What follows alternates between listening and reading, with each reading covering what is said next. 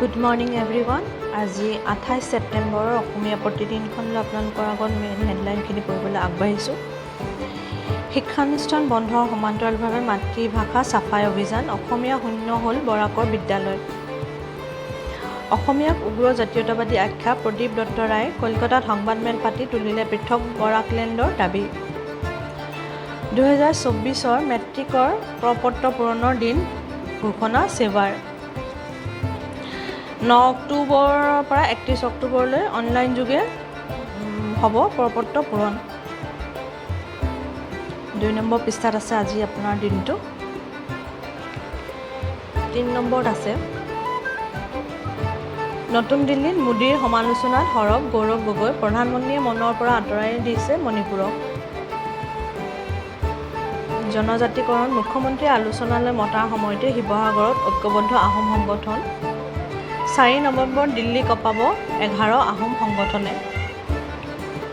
5 number পৃষ্ঠাত আছে Diphu medical কলেজৰ চিকিৎসক, হৃদৰোগত আক্ৰান্ত ডাক্তৰ জ্যোতিপ্ৰকাশ লহকৰৰ বিয়োগ।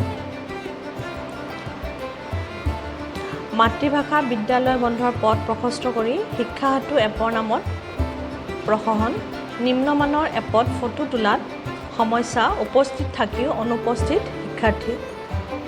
পাঠদানৰ পৰিৱৰ্তে কেমেৰামেনৰ ৰূপত শিক্ষক, ঘণ্টা ঘণ্টা সময় অপচয়, ন্যায়ালয়ৰ দ্বাৰস্থ হ'ব ক্ষুব্ধ শিক্ষক। আকৌ 1000 কোটি ঋণ ল'ব চৰকাৰে, ৰিজাৰ্ভ বেংকক দিব ঋণৰ প্ৰস্তাৱ। চলিত মাহতে ঋণ হৈছিল 1500 কোটি টকা। তদন্ত প্ৰক্ৰিয়াত অকস্মাতে অহা চাঞ্চল্যকৰ তথ্যই জোকাৰিছে ক্ৰাইম ব্ৰাঞ্চ। আন্তৰ্জাতিক চাইবাৰ অপৰাধৰ তদন্তৰ জালত পৰিব পাৰে শীৰ্ষ IPSৰ পত্নী। হাইকোৰ্টত দবকাৰ লটাৰীৰ ভৱিষ্যত, লটাৰী বন্ধ কৰি ধন উভতাই দিয়াৰ নিৰ্দেশ হোজাই প্ৰশাসনৰ। গুৱাহাটীৰ বাতৰিত আছে উৰণ সেতুৰ খুঁটা নিৰ্মাণ কৰিবলৈ খন্দা গাঁতত অঘটন, জু ৰোডৰ উন্মুক্ত গাঁতত বাইকসহ পৰি গুৰুতৰভাৱে আহত যুৱক। ভাতৰ কাঁহীত জেঠী ওলোৱাৰ ঘটনা, পল্টন বজাৰৰ মা কালী হোটেলত পৌৰ নিগমৰ অভিযান। ৰান্ধনীশালাৰ কদৰ্য ৰূপ দেখি স্তম্ভিত বিষয়া, জৰিমনা সংগ্ৰহ। হাতীগাঁও, ভেটাপৰা, ঘোঁৰামৰা, লালমাটি, বেলতলাৰ যান-জঁটত অতিষ্ঠ পথচাৰী যাত্ৰী চালক। ৰাজপথত ই-ৰিক্সাৰ অবৈধ চলাচল।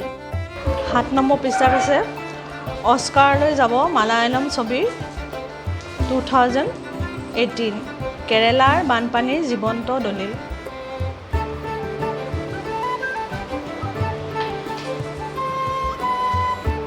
গুৱাহাটীত ছিয়ামৰ দুদিনীয়া কৰ্মশালাৰ সামৰণি, সহ পৰিবহণ আয়ুক্ত গৌতম দাস, পৰিবহণ বিষয়া হিমাংশু দাসলৈ বঁটা। খেলৰ বাতৰিত আছে 22টা পদকেৰে 7ম স্থানত ভাৰত, প্ৰথম ৰাউণ্ডতে পৰাস্ত অসমৰ শিৱ। এদিনীয়া বিশ্বকাপৰ ৱাৰ্ম আপ মেচ, গুৱাহাটীত উপস্থিত শ্ৰীলংকা বাংলাদেশ। ব্যৱসায় বাণিজ্যত আছে 2022-23 বিত্তীয় বৰ্ষ সমীক্ষা প্ৰকাশ, পৰামৰ্শদাতা সংস্থা FSGৰ। কৃষি প্ৰযুক্তি ষ্টাৰ্টআপত বিনিয়োগ 45% হ্ৰাস। অন্তিম পৃষ্ঠাত আছে খালিস্তানীৰ বিৰুদ্ধে দেশৰ 51 স্থানত নিয়াৰ অভিযান। ইৰাকৰ নিনেৱে প্ৰদেশত ভয়ংকৰ অগ্নিকাণ্ড, বিবাহ ভৱনত 113 জনৰ মৃত্যু, আহত 150ৰো অধিক। এয়া আছিল আজি অসমীয়া প্ৰতিদিনখনৰ মেইন হেডলাইনখিনি। মোৰ চেনেলটো লাইক আৰু ছাবস্ক্ৰাইব কৰিবলৈ নাপাহৰিব। আপোনালোকৰ দিনটো যেন শুভ হওক। নমস্কাৰ।